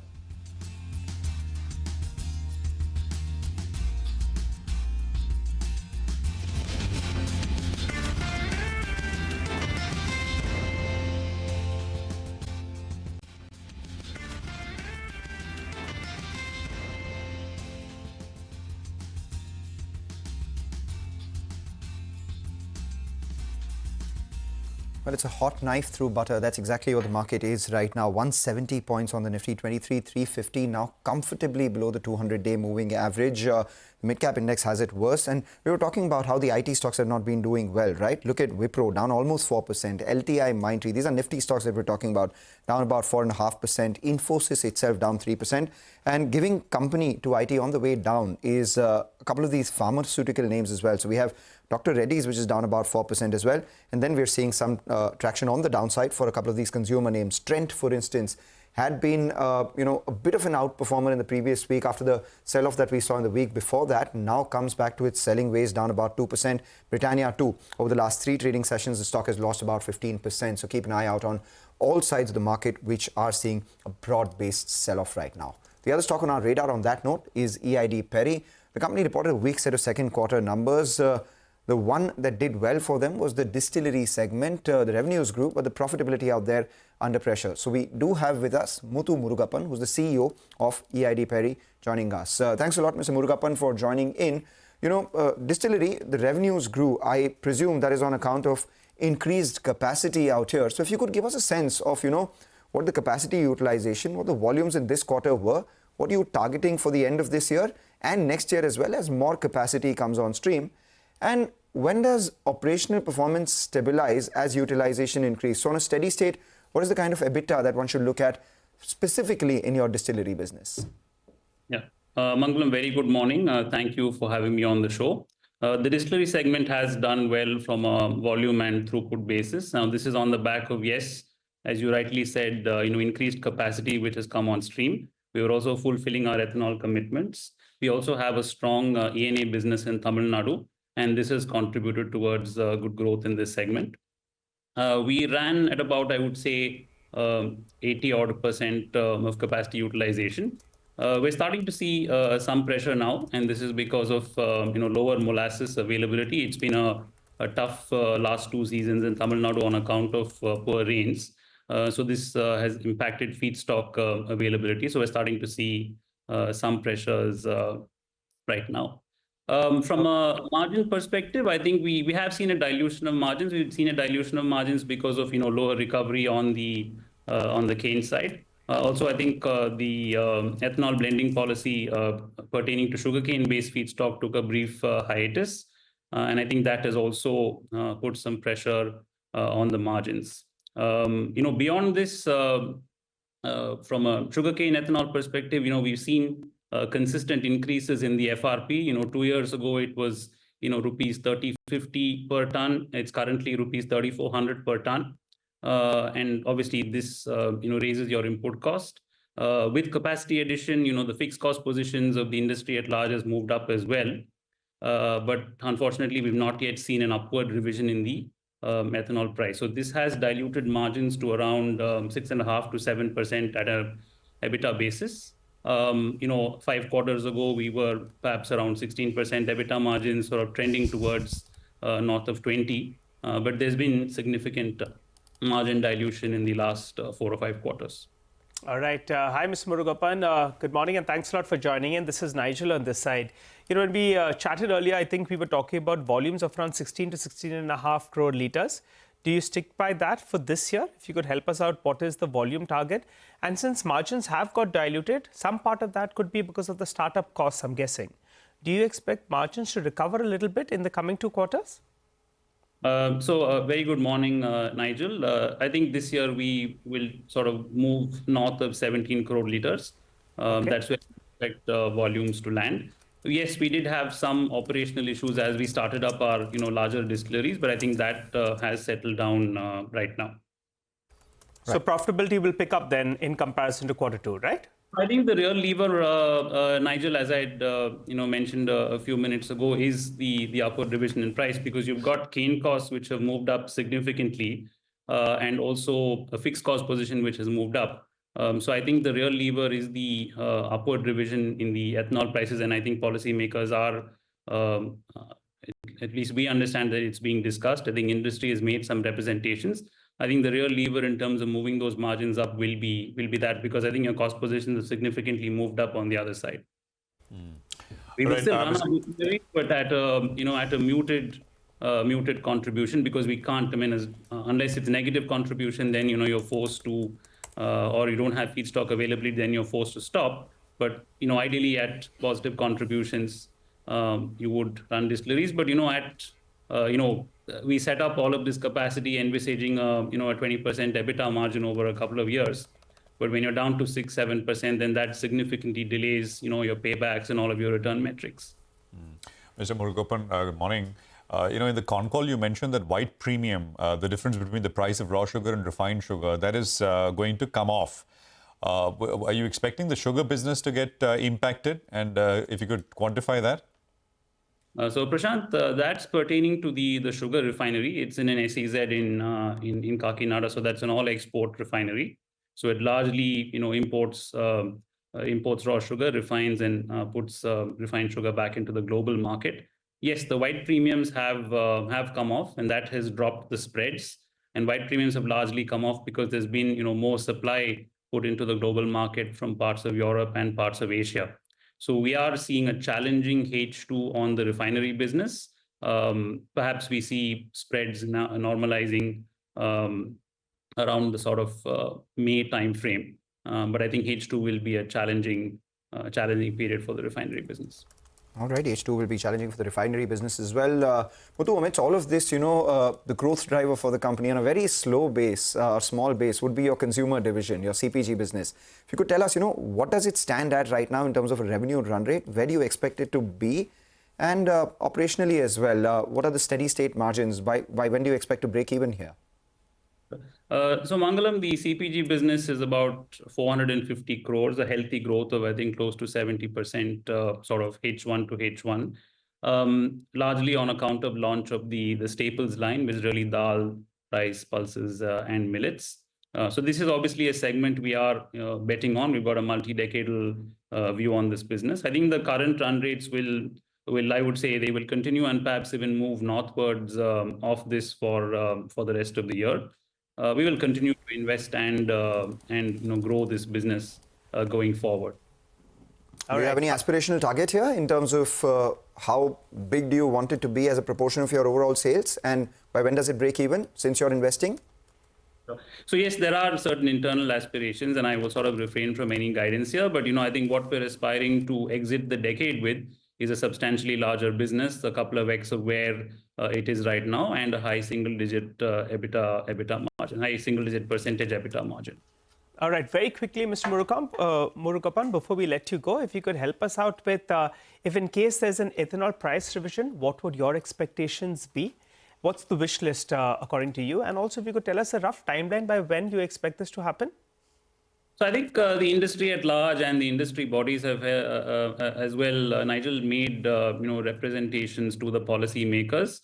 I think it's really hard to say. I mean, obviously, we would have a certain wish list or an aspiration there, but I'm sure the policy makers will have their own views, and we're really hopeful that there will be a good meeting point. What is the industry's wish list? What is the industry's wish list? I think the industry, the ISMA has proposed, and this is in the public domain, I think a 4 or 5 rupee increment from where it is. Right. We'll have to see where things land. We remain hopeful. The sugar balance in the country is very healthy, and I think it certainly gives room to consider this positively, as well as look at MSP revisions and exports, because as I'm sort of saying again, sector is invested, but I think our returns are well delayed now. All right, Muthu, thank you so much for joining in and giving us an outlook on the business. Second half looks a little weak, but long-term levers well in place for EID Perry as well. Though the markets are volatile right now, HDFC Bank is batting for the bulls. The Nifty Bank is now up 70 points. The Nifty too has recovered a fair bit from the lows of the day, and as a result of which holding around that 23,400 mark, HDFC Bank at the high point. The other one which is doing well is Bajaj Finance as well. We did hear Piran talk about Bajaj Finance as one of the beneficiaries or well placed for the next 12 months who want to put their capital in. That stock too has done fairly well in light of the weakness that we're seeing in other parts of the market. Talking about weakness, IGL, the city gas distributors, down almost 18% right now. For IGL, Mahanagar Gas 14% as well. Yeah, the big cut though, weight-wise, right, is coming from IT stocks. Yep. Yes. The Nifty IT index is down 2.75%. Right. And Infi single-handedly is putting a 50-point... actually between Infi and TCS, there is about 70 index point pressure out of the 115-point cut that you see. And guess what? The third name is, it's Reliance Industries. So, Infi, TCS and RIL account for almost, 100% of the 115-point fall that we have going on the Nifty right now. In fact, we were shut for 2 days and Nasdaq was the biggest underperformer. Even in Friday's trading session, Nasdaq was down close to around 2% odd. So maybe some kind of a rub-off of that. But Mangalam, we got another management. Get straight to it. Yes, we have All Cargo Logistics, the next management on the show. Steady set of the second quarter numbers. Net profit, of course, was aided by tax credit. But margin did decline on a year-on-year basis. Ravi Jakar, the Chief Strategy Officer, joins in now. Ravi, let's start with the current international scenario. What's the near midterm outlook for freight rates, as a result of which, what are you penciling in terms of volumes and outlook for the remainder of this year? Yeah, first of all, a pleasure being on your show. And this quarter gone by, as we have reported in our earnings as well, was quite a good quarter. We had the highest ever monthly volumes during this quarter. We saw that the trade momentum is now reviving. We have seen improved volumes across the world. We have seen the high growth markets in Asia continue to do better as compared to the last year. And now we have seen marginal, though slightly volatile improvement in Europe as well. We believe that the changing geopolitical landscape could potentially have an impact there. And if the geopolitical tensions were to be de-escalated over the coming 6 months, that could potentially revive the European economy, particularly since with the rate cuts, inflation has already been in control in Europe, and there's a greater disposable income which is available in the hands of the consumer. So overall, we believe that the economic environment should continue to improve. On the freight rates, we expect them to remain range-bound. There's supply coming in. At the same time, there are also ships going for scrapping. There's chances of de-escalation of tension, which means that the supply constraints could go away, but at the same time, that would also be coupled with economic revival. So these are balances in place with which we believe that freight rate should remain range-bound. But what we are particularly happy is that across all the businesses, our strategies have been playing out, and we are happy with the performance of the quarter gone by. So let's talk about a couple of details then. One, what were the average freight rates in the third quarter? How do they compare with H1? And secondly, what's your target LCL volume for the full year? Yeah, so speaking on the international business, freight rates in our business is largely a pass-through, and therefore it does not really make much impact. What makes an impact is how well our containers are utilized. And the container utilization was marginally improved during this quarter on the back of better volumes, and which is why if you look at our international business, which is represented by EQ Worldwide, we have seen on an year-on-year basis, there's almost a 57% improvement in EBITDA for the quarter. And that's largely the international business excluding India. And that's been driven by improved utilization. So we believe that if we can continue to see a positive momentum in volume and we can improve the utilization, we can reduce the transshipment, which is all an outcome of improved volumes, we should continue to see improved margins in terms of gross profit per unit of volume that we handle. Gross profit as a percentage of revenue is a bit of a misnomer in our business, considering that a large part of ocean freight rates are largely a pass-through. And volumes, what are you targeting, the LCL volume? For the second quarter, they were up, around 4%? So about 5%. Yeah, so if you look at the volumes, about LCL is about 5% up, FCL is about 7% up, air freight is about 13% up. That's on the international business side. And before I dive into domestic, let me conclude here. I believe that we would continue to outperform the trade market growth by about 3 to 4%. And we have seen that in the last year, it was negative and we were kind of holding flat. Now that the market has become flat to 1%, we have seen 4 to 5% growth. Long-term average for LCL growth is about 6% for the last 8 to 10 years. And we believe that we could do 3 to 4% over that. So that's a delta that we have always been guiding towards. And we believe we remain confident that we would continue to outperform the market growth. But the market growth itself could be volatile, ranging from a couple of percent growth to, recovering back to 6% normal growth as the economic situation improves. All right. 2 quick points before we let you go. One, expected growth in contract logistics. You've gotten a bunch of new clients and you've increased your revenue per client in that business as well. And that's reflecting 46% growth in your overall revenue in contract logistics in the second quarter, with margins at around 5%. Where does this number settle for both margins as well as growth? Yeah, so I think, contract logistics business has significant opportunities to multiply. And you have seen over the last 2 quarters, there's been a sequential growth quarter on quarter of a significant proportion. Year on year, like you rightly pointed out, it's almost 46% growth in revenue. This is on the back of 2 things. One, we are very successfully expanding into new domains. What used to be a chemical contract logistics business a few years ago, now chemical is just about 35%. The largest segment for us is now e-commerce. And we are rapidly expanding into quick commerce business, which is more than 10x in the last 3 years for us. This is managing their inventory, warehouses, and even some dark stores. And that's a business which we believe would continue to have positive momentum. We also had non-restriction on chemical transport, which went away during the quarter gone by. So that's another set of opportunities. So if you look at the contract logistics business, we have been able to maintain profitability despite a focus on growth. And what I mean by that is when you're focusing on growth, you tend to have higher white spaces. Historically, what used to be about 4-5% a couple of years ago We are now at a double-digit white space, but that is something which allows us to, invest in capacity and grow the business rapidly. We would continue to have that approach for the next couple of years as we see immense opportunities in this business across e-commerce as well as other domains like auto and engineering, which have also done very well for us. And on the chemical logistics, we continue to remain the market leaders, and we will maintain that position strongly. So overall, a very promising opportunity on the contract logistics business. And express logistics, which is the other domestic business also, like you would have noticed, we had the highest ever business in the month of October, and we are seeing strong momentum in that as well on the back of improved service levels at Gati. So does it turn EBIT positive in the remainder of these 2 quarters? The We express believe that distribution business?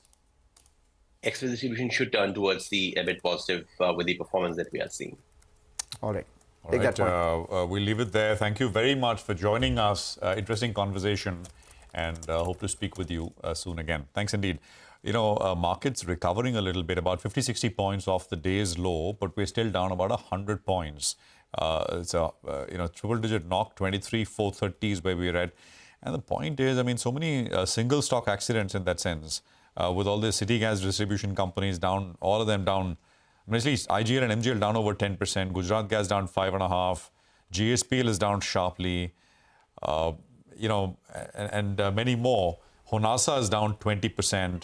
The Tega, which is down about 10.5%. I'm not sure if there were numbers here with this one, but that is a large cut on decent-sized volumes. Usually it doesn't figure with large volumes, but it is coming up now. Indo Count is down 6.5%. There's Arman Financial down 6.5%. I think that's a MFI, all with volumes as well. Niva Bupa, which is only, I think, day 2 in the listed space, that is, I think, down about 1.33% or so, Niva Bupa. So, yeah, there is a fair bit in terms of individual action going on. Market breadth is now about 2.5 stocks down as compared to every one stock which is higher. So it's clearly now turned the other way. We're going to come back. Mitesh is going to be with us with some technical trading ideas on the other side. Stay tuned.